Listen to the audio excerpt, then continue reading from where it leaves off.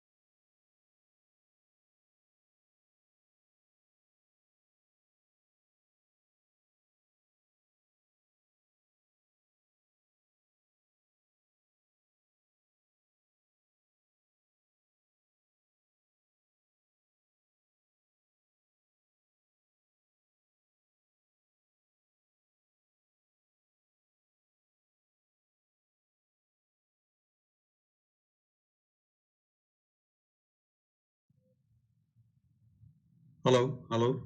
Can you hear me, students, now? Am I audible now? Okay, thank you.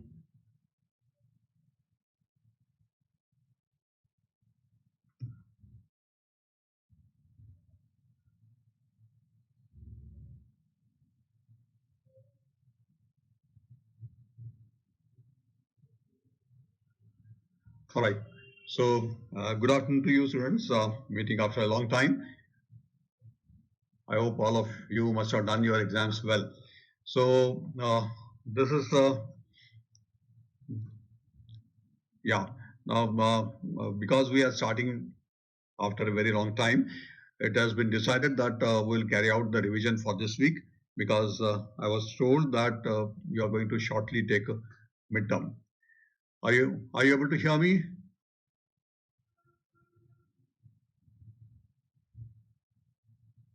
Okay. So this week we'll basically be focusing on revising. So I'll start from the very first unit, and I'll be touching upon the very important things which are there in the first unit.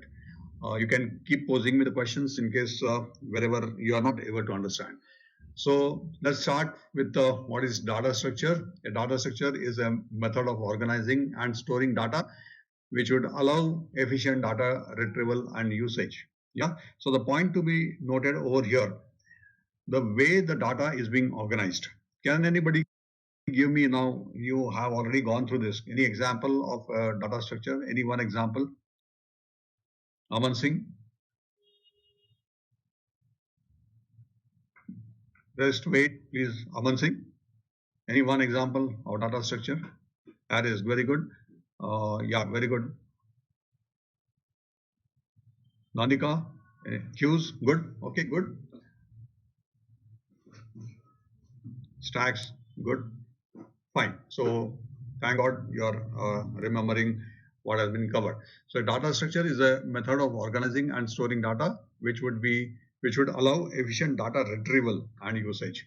So retrieval is a very important factor that we are not storing data just for the fun of it. We do store the data so that it can be used later on. Harshita, correct? Linked list. So data structures are of different type. One on the extreme left, what you are seeing is the data type, right? on the left of the screen, what you are saying is, sorry, not left, right top, what you are seeing is a data type. So that is the most primitive kind of a data structure. Why we call data type? For example, int x. Int x is the data type. It can store only integer values. So the data structure is a combination of two things. One is the way the data is being stored, and it is connected with some properties, right? For example, in text, what I have taken, it also connected with the properties. Next, what you are seeing it is the arrays. That's also a data structure, as some of the students have likely correctly put it. Then linked list is another data structure. In that, stacks and queues. Stacks is a example of a linear data structure, and binary trees is an example of a non-linear or random data structure. So in short, these are some examples. So is every data type ADT? True, every data type is an ADT, though I am giving the example of index, but float, y, or char, z is also an example of a primitive data type. How integer in C and ADT? It has a predefined range. Means you cannot, depending on the computer, there are certain computers in which 2 bytes are allocated for integers, or some processors they will allocate 4 bytes. So that's depending on whether 2 byte or 4 byte allocated for storing integer values. It stores only a range of numbers. So now we are saying primitive data types like int, float, char are also data structures. Reason being, it is the what type of data is being stored, and then there are certain properties. So one of the properties is how much range of data can be stored. C also defines several operations that can be applied on this. So a combination of operations which can be applied, and the type of data and the range of data which you can store, this is a combination of both is called a data structure. Or in other words, when we embed a set of properties on the data, and this data is going to follow these properties, that is the time. Yes, ADT is abstract data type. Yes, it's an abstract data type. Anil Kumar, yes, your this thing is absolutely correct.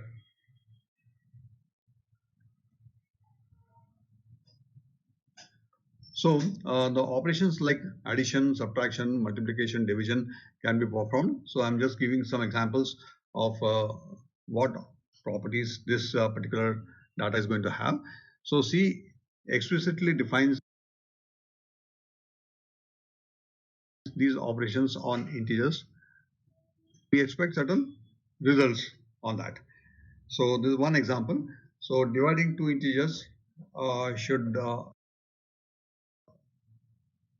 be known. So when we use a division operator, so dividing two integers should know about the integer ADT and the result of this ADT, isn't it? When we use a division as an operator and we are dividing two integers, suppose we divide 2 divided by 5, then the result is going to be 0 because it's an integer division, right? We should not assume that it will give a float value. So these are certain properties which are connected with the data, and that's why it is also called as abstract data type.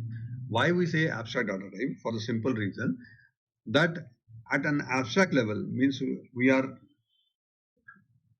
this particular properties, where suppose we change it to float, right? The float is also a primitive data type. There the division, like 2 divided by 5.0, if we do something like that, then a float division will take place, and a result which will be in integers, right? So depending on what type of data and what operations we are performing, corresponding results will come. right? So till then it is in an abstract form. We are just talking about a set of data and set of properties which are going to be applied on this data. Yeah.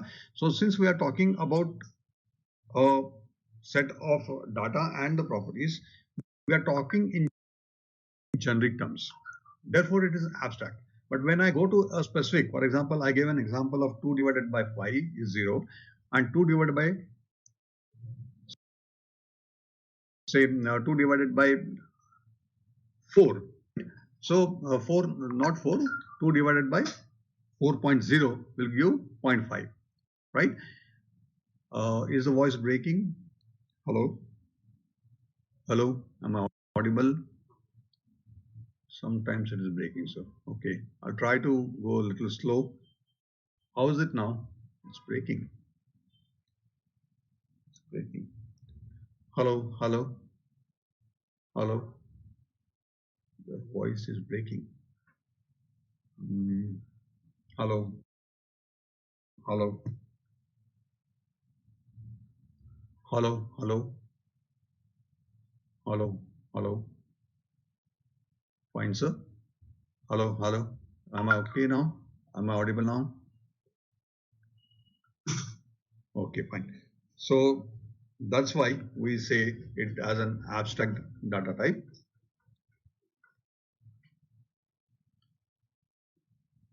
Hello? Hello? Hello? It's breaking. Oh my God. Hello? Hello? Hello? Hello? Hello? Breaking.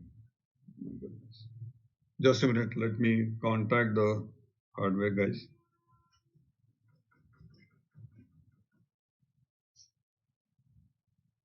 Hello? Hello? Is it still breaking? Hello? Hello? Hello? Hello? Hello? Hello? Am I audible now, students?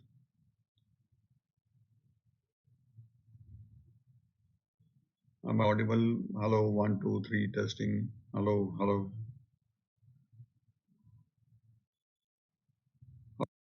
Hello? Hello? Hello? Hello?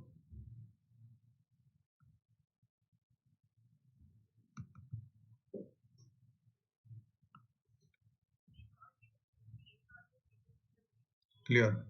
Clear. Okay. It appears that it's clear now. Okay, so let me proceed.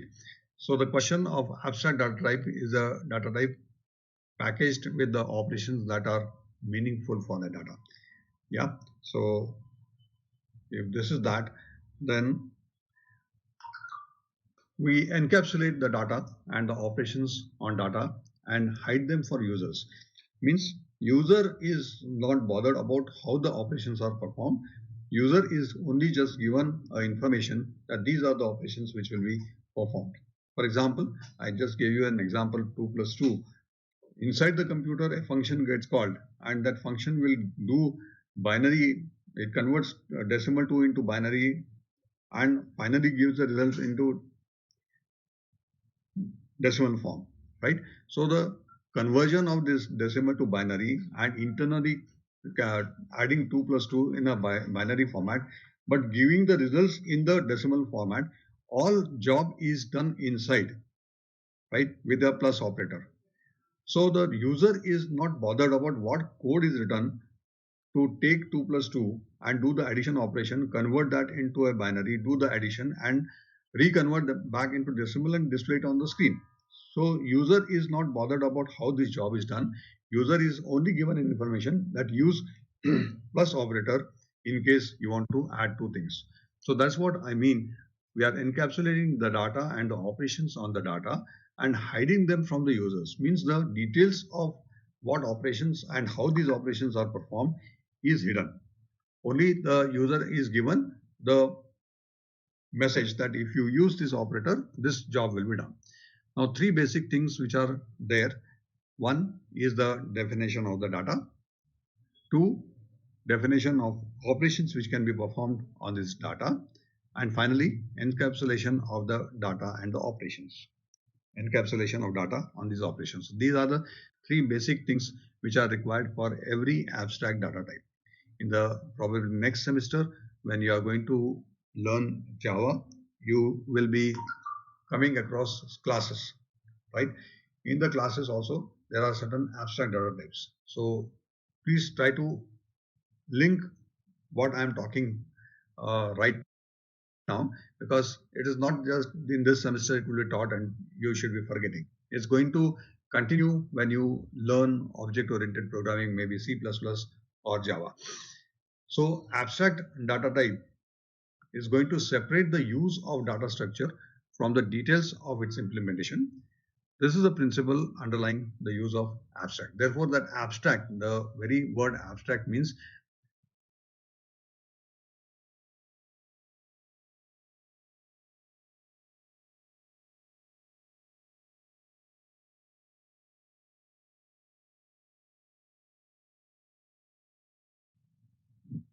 saying everything without giving the details, right?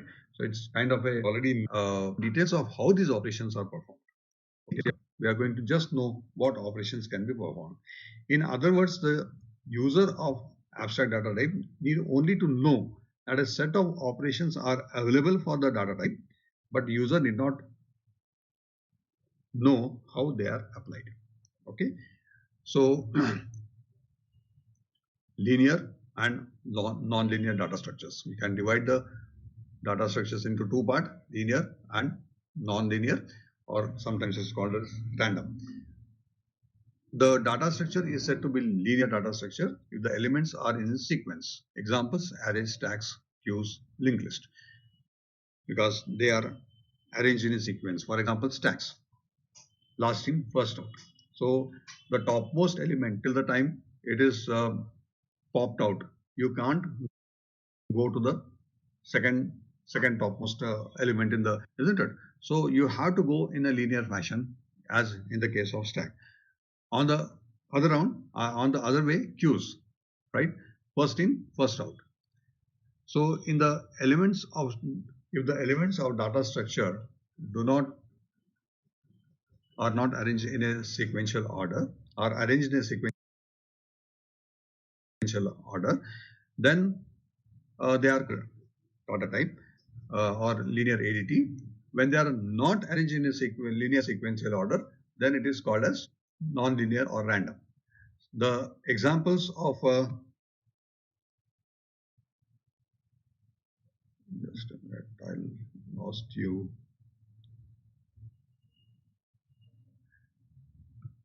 Just a minute. Just a minute.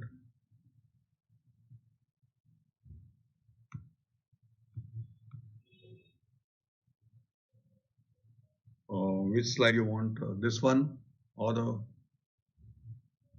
Harshit? Are you talking about this slide? Oh my God, voice is breaking. Are you, Harshit, are you talking about this slide or the previous slide?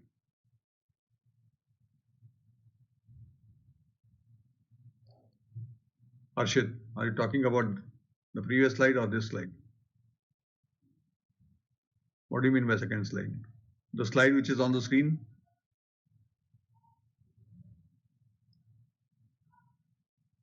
Harshit, can you hear me? Are you talking about the slide which is on the screen? Harshit, can you hear me?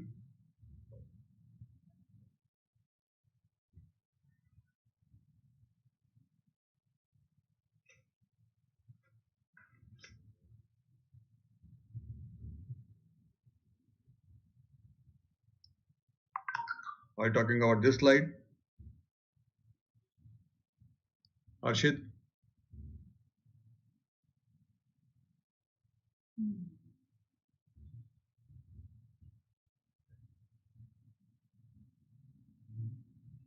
Yeah. See, if you take, I said that a primitive data type like int x is also an abstract data type, because x is going to have a certain range. It can, x can store only integer values, yes, within a certain range.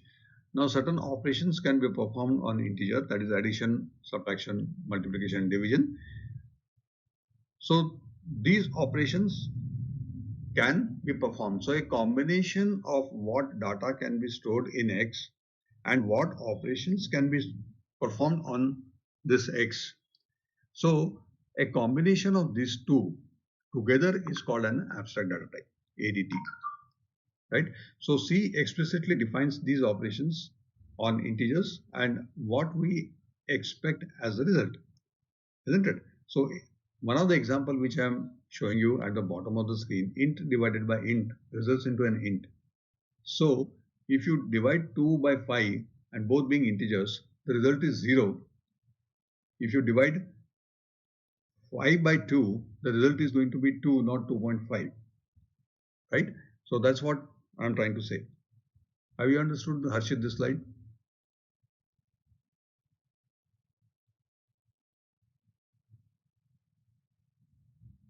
Harshit, have you understood this? Okay. So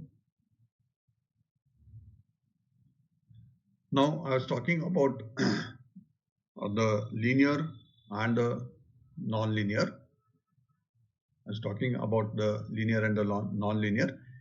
Now in this, if the elements of the data structure do not form a sequence or linear list, then that type of data structure is called as non-linear data structure. Example are binary search tree and trees. Okay, binary search tree we have already covered, so I think you guys are familiar with that. It is not arranged in a sequential manner, but randomly you can go to a particular element. Now, one of the example of ADT is stack. I'm going to focus only on one example because there are so many things which I need to cover. What is a stack?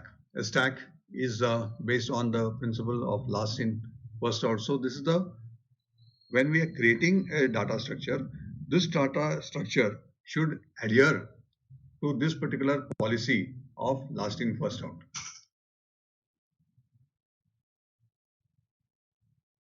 Philo? What is Philo?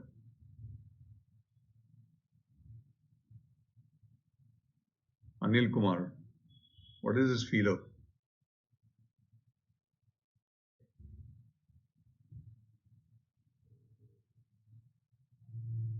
Okay, you want to put it like that way, but popularly you will see the last element which is inserted is the first element which is going to come out, or if you want to put it this way, first in is last out. But yeah, I will not say that you are wrong, but popularly it is a LIFO and FIFO. These are the most popularly understood kind of abbreviated forms. So stacks are used extensively at every level of modern computer systems. Any example where the stacks are used?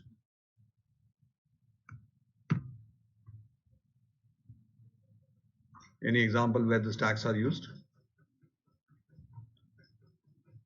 Infix to postfix, yes, true.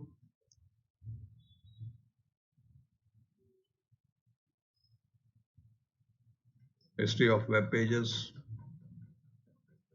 yeah, functions, infix to postfix, yes. So these are the areas wherein, these are the examples wherein the stacks are used, right? So any example? Operating system function calls, yes, function calls is one where the stacks are used. Interrupt handling is another way stacks are used in the basic design of an operating system for interrupt handling. You know what is interrupt handling. So this is what you can code. What is the use of stacks in computer? Operating system you can use, yeah, so I'm going a little faster because you already know. Now let me give an overview of data structure. If you see on the left of your screen, the primitive data structures are integer, float, char, and pointer. The word primitive has basically come from the primitive data types, right?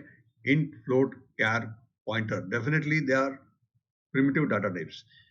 I can put them in primitive data structures also, right? Because every data type that is every primitive data type, has got fixed properties on it, right? A plus operator on two characters gives a different result when it gives a different result when you compare that when the operands are integer values. 1 plus 2 is going to give 3, but if I put single quote 1 and plus single quote 2, I'm converting this 1 and 2 in the form of characters. Then it's going to give 1 2. Is going to give 1 2, right? So they on the left hand side, though there are, I'm bracketing them into primitive type of data structures because this primitive has come from the primitive data types. Now, if you look on the right hand side, non-primitive, that is arrays. What are arrays? Arrays are also called as secondary data types. Secondary data type. So arrays, list, structures, files, there are some examples of that. And in the list, that is in the linked list, there are non-linear and there are linear. And in the linear, we have already covered stacks and queues. And in the non-linear, you have covered binary BST, isn't it? So that an overview. If you see why an array is also called as a data structure, by the definition, array is a collection of elements of same data type. So we are defining that only same data type elements can be a part of your array. You have to declare the size of an array before using it. That's the second thing. And every element is stored at a particular index, right? So since it is a data structure, inside the memory, it is stored in a contiguous memory location. Therefore, on top, what you're seeing 200, 201, 202, 203, they are the say memory locations. And what data being stored is the characters. Each character is taking 1 byte. So the if you see the index is 0, but the memory location is 200. If you see the index is 1, the memory location is 201. As you know, the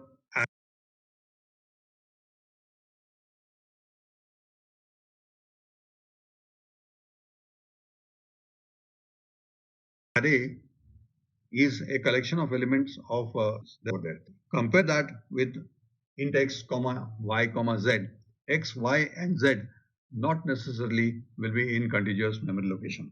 Though you cannot rule out the possibility, but in arrays, it has to be in contiguous memory locations, but that is not compulsion on your int x, comma y, and z, the three different type of variables. Okay. Now, the other example of though I have given a wrong heading that non-primitive data type is coming in a yes, the example is also correct. Non-primitive means what? It is derived data type. Yes, the heading is also correct. So structure is a collection of elements of different data type stored in a contiguous memory locations. So structure has got its own set of properties. Now we have also covered function hash tables and linked list, isn't it? Now, any one of them under the linear or non-linear? Any one of you, can you just, I vaguely remember some names. Meghana, are you there?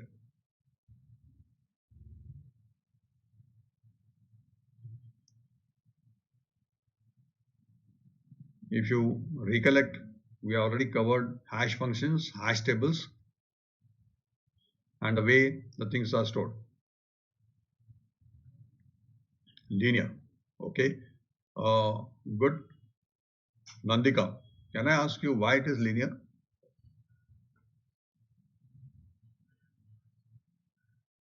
Only Nandika, can you just answer? Others, please wait. Nandika, why you are saying it's linear?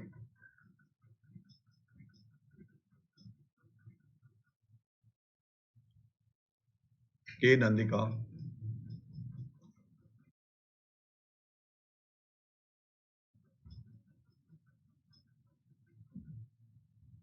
Are you? Okay, Anil Kumar, why are you saying it's linear? Okay, anybody else? Why do you think that's linear?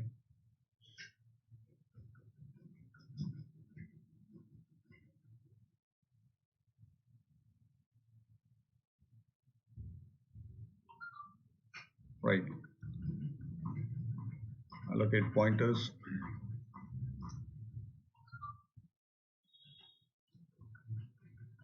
It is on the same data type. What is that same data type?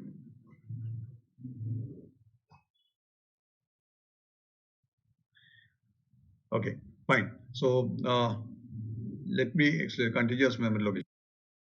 Yeah.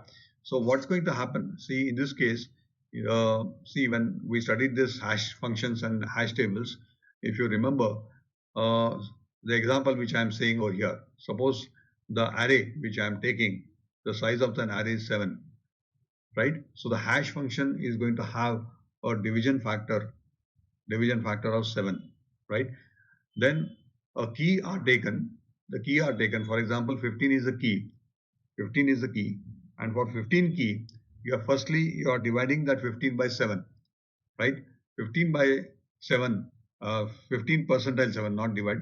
When we are doing 15 percentile 7, you get remainder as 1, right? Again, if you take 8, the last element, if you take 8 as the last element, 8 percentile 7, again 8 comes to 1. Okay, so there is a clash. The hash function, when it is applied on the key, there is a hash and there is a clash between 15 and 8 because both followed both the result, the remainder as 1. So since at one location you are having the base address of a linked list, the base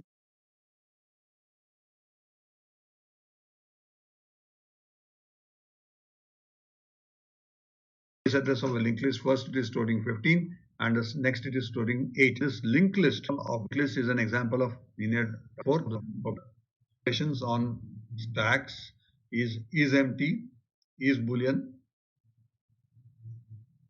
is empty, is full, peek, pop are all the operations which are performed on the stacks. Now, since we have already done, now let me come to the linked list. In today's class, I'm going to basically focus on your unit 1. Now, dynamic data structure. Now, in this dynamic data structure, or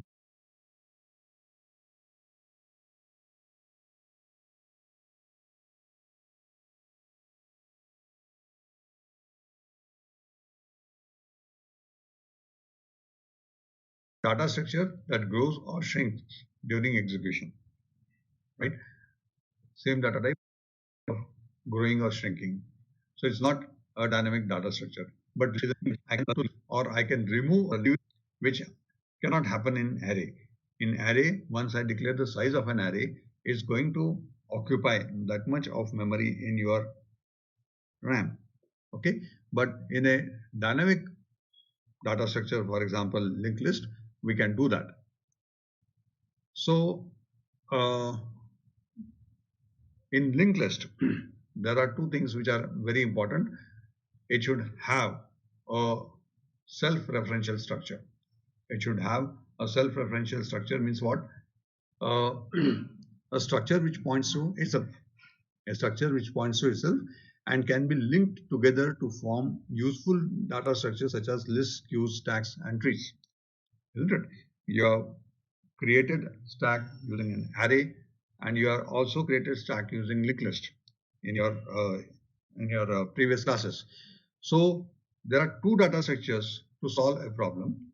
There are two data structures, that is an array and a linked list, to solve a problem. But we go in for one which has got a dynamic capability which is there in your linked list. So in the linked list, the structure that contain a pointer to a structure of the same type. That is a self-referential structure.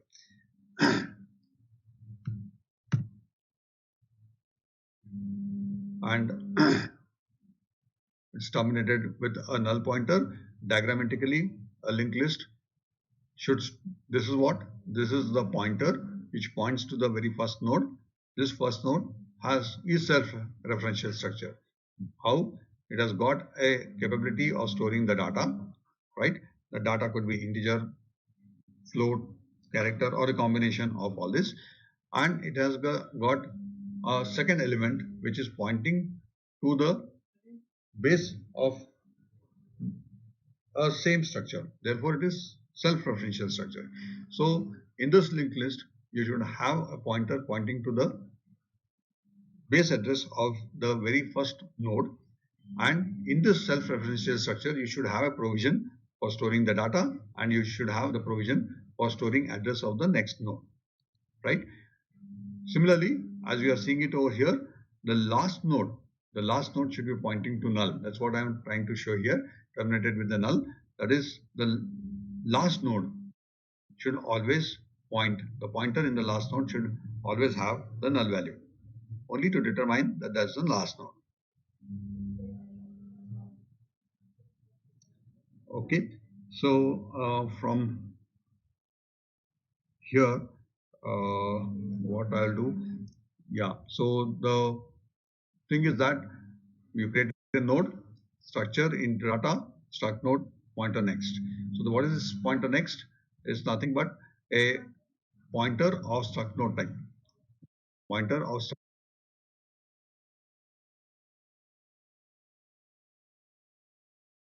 struct node type. And what is this node? Node is the name of the structure. Since data, therefore it is called as self-referential structure. Therefore it is called as self-referential structure.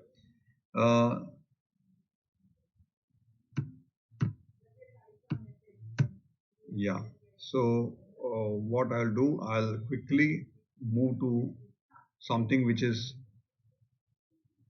to be revised. So in the linked list, students, I hope you guys are not getting confused. I'm running little faster because it's a revision class. You already done it. Now, malloc is a very crucial function which all of you should know. Now, let me revise this. malloc is a function. Malloc is a function which has got only single parameter. Size of operator is going to return the size of the data type, and is a multiplication factor. And this malloc function, it returns a void pointer, right? So this particular part is the typecasting, right? So I'm the void pointer, I'm typecasting it to the int pointer. Why? Because on the left hand side, I have created an integer pointer, right? So the left hand side and the right hand side should match. That's the reason why we are typecasting it, right? So it's going to return the base address. Suppose the int value, int data type takes 2 bytes, 2 into 5, that is say 10, right? 2 into 5, it's 10. If the int value takes 4 bytes, then 2 into 5 gives you the base address of a block of 20 bytes. Base address of a block of 20 bytes, that we are typecasting it and storing it to int pointer. Okay. Now, calloc. Calloc is another dynamic memory allocation function. There are two parameters here.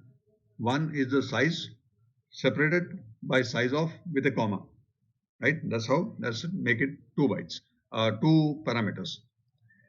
Realloc, when we want to change the allocation, we use this realloc function.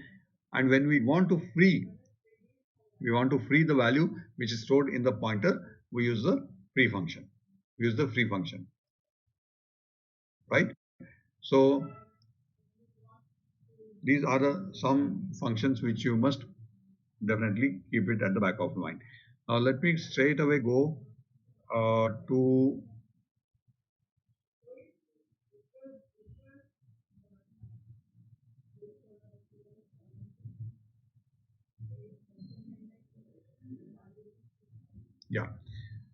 Now in the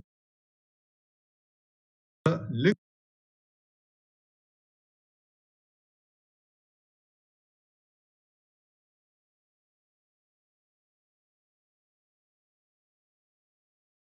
list, in the linked list, in the linked list, new node. So there is a pointer which is a struct node type. So therefore, on the left hand side, you are seeing this current operator, current pointer. Now this is the typecasting. Last time I showed you in malloc, this was int, but now we want to create a pointer which is of struct node type. So I'm typecasting it to struct node using the malloc function size of struct node, size of this struct node, right? So this struct node is going to take 2 bytes, say if the int takes 4 bytes, the pointer also takes 4 bytes. So it is going to return 8. That we are typecasting to struct node type and storing it in cur, right? So this cur is a pointer. This cur is a pointer which is going to store the base address of this particular structure. The base address of the structure. Yeah, any doubts? The voice is breaking. Hello, hello, hello. Voice is breaking. Hello, hello, hello. Am I better now? Am I audible now? Hello, hello, hello. Okay, Pujita. Thank you, Pujita. No, sir, it's clear. Okay, fine. So, what's happening is this pointer, which is a struct node type, this pointer which is a struct node type, I'm storing the base address of that. Okay, I'm storing the base address of that. So what we do, we are also simultaneously creating first and last, which are again 2 pointers. So all these pointers at the initial stage are pointing to the same base address. So cur, first, last, all these 3 pointers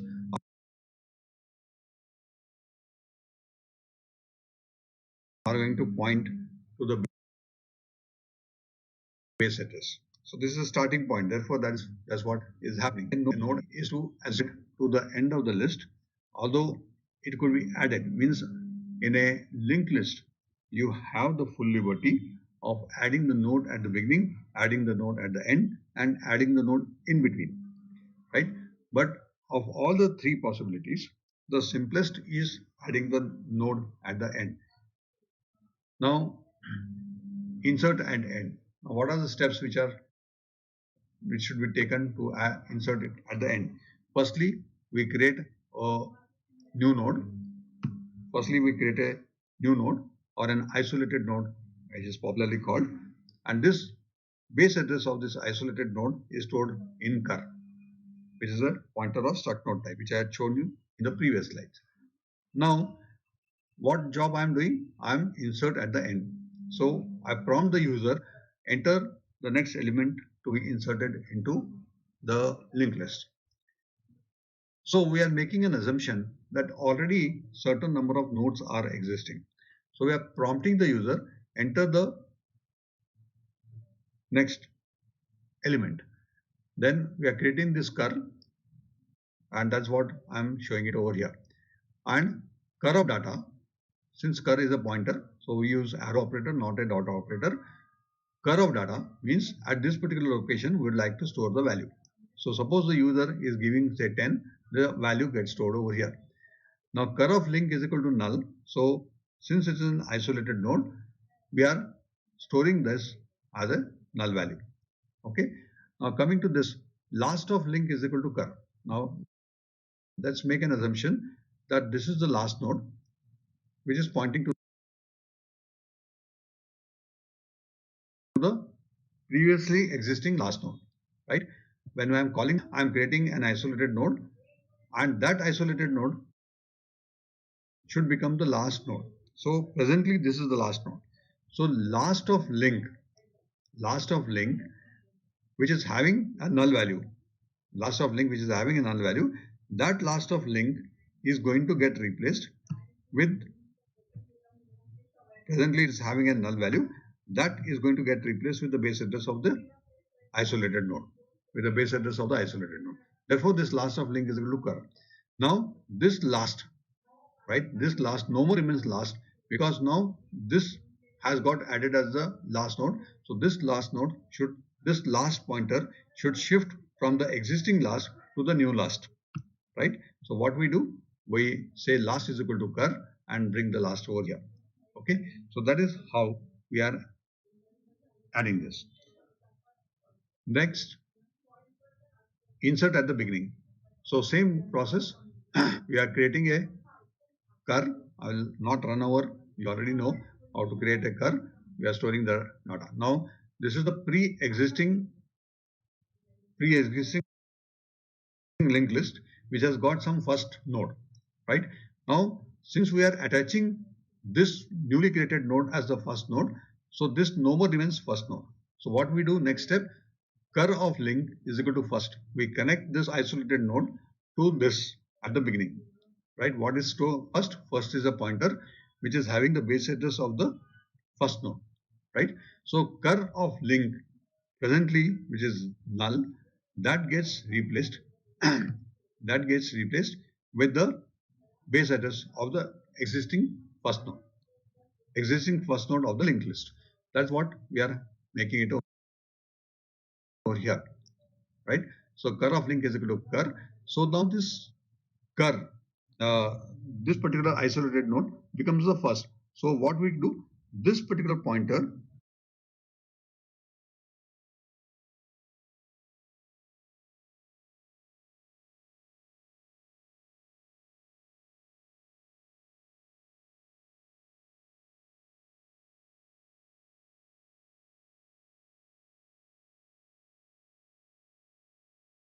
we have to drag it and give the value, will happen the deletion, right?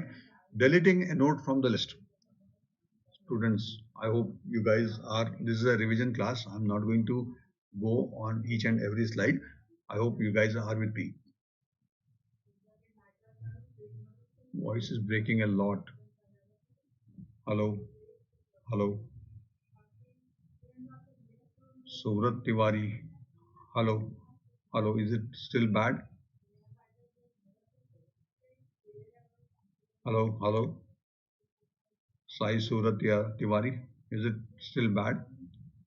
Hello, hello. Now it's clear. Tiwari, are you okay with now? Are you okay with the voice quality now? Hello, hello. It's clear. Okay, fine. So, like how we saw insertion, let's look at how the deletion is happening. Let's look at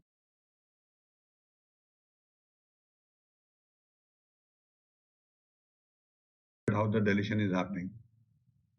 Sometimes it is breaking.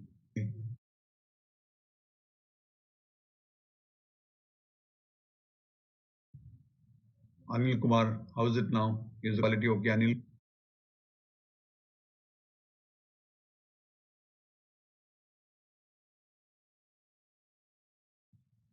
Hello, hello. 1, 2, 3, testing. Hello. Hello. B. Anil Kumar, Sai Surat Tiwari. Now it's clear. Okay, so the same thing, delete a node from the list, right? Delete a node from the list. So what we do is that we are placing the current and the first at the same location, and we would like to delete the first node. Once again, what we do, we presently the linked list is like this. The first is pointing to the very first node in the linked list, and the whole idea is to delete the first node. The whole idea is to delete the first node. Okay, so what we do, the pointer cur, we equate it to first, right? So cur pointer and first are pointing at the same base address of the very first node. Then what we do, we move first to first of name. How do we move? First is equal to first of link. So first has come here. Cur continues to remain at the first node. Then what we do, we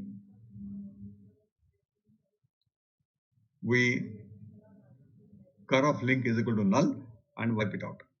And this particular node is cleared off. This node is cleared off. Okay. So that's how we do with the code. As I told you, cur is equal to first. Cur is equal to first. First is equal to first of link. The first has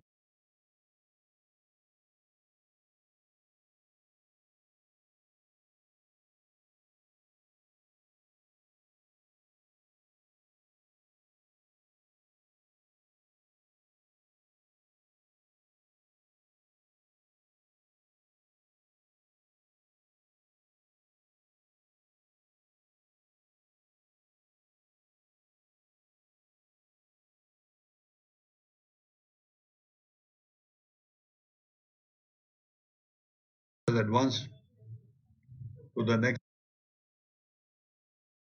point. First has come here.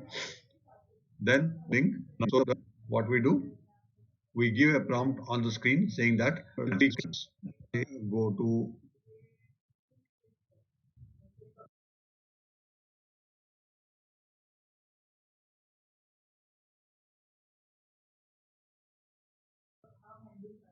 I basically want to focus on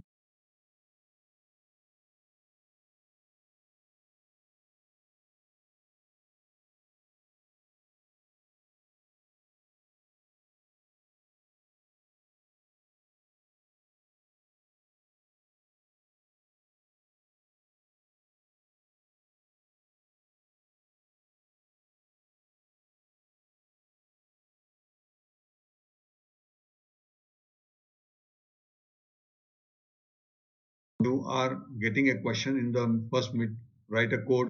You have to consider all these things. You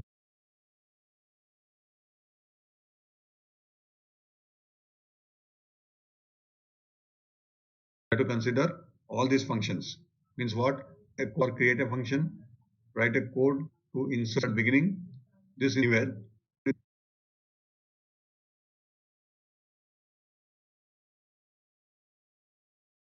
Delete at the start is going to delete the first. Delete at the end is going to delete the last node, display node. So these are the functions.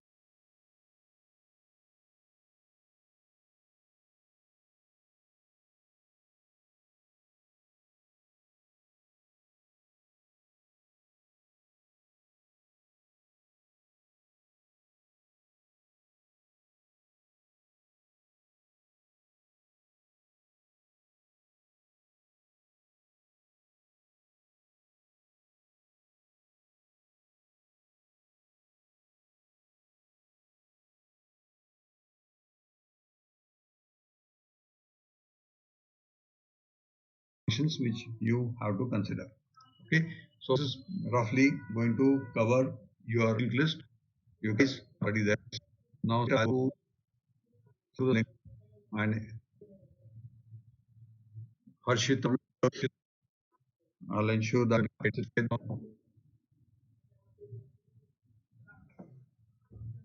hello, hello, hello, hello,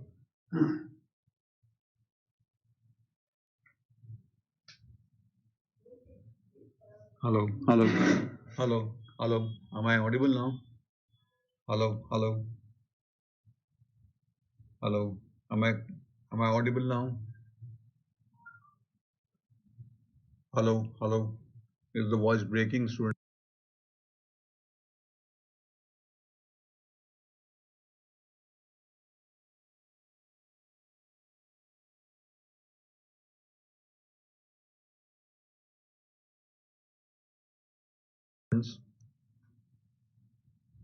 Or audible? Say breaking or audible. Hello, noise.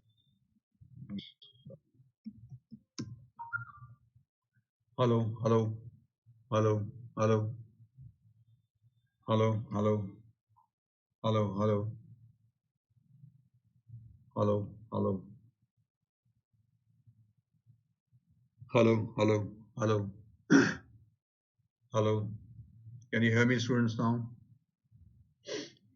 Hello, hello, hello.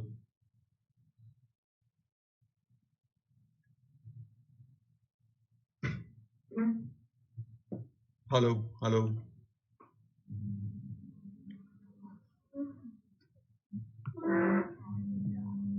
hello.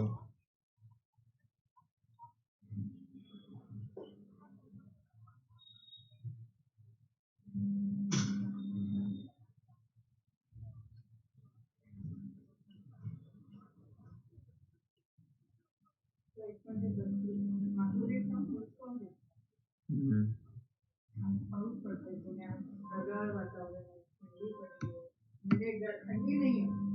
Uh, hello, hello. Am I audible now? Hello, hello, hello, hello. Can you hear me? Can you hear me now? Hello, hello. Okay. So, what I will do, since there is a issue regarding the audio,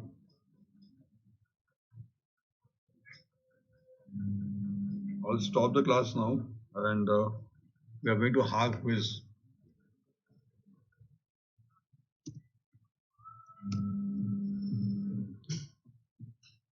Hello. Can we start a quiz? They are not able to. Okay.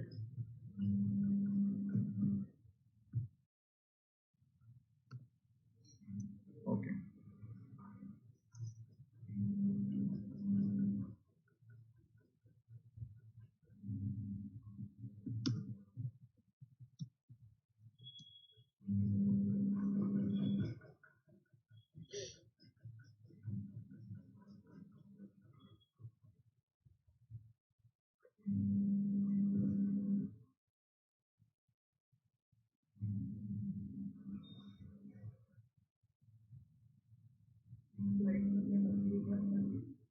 Hmm.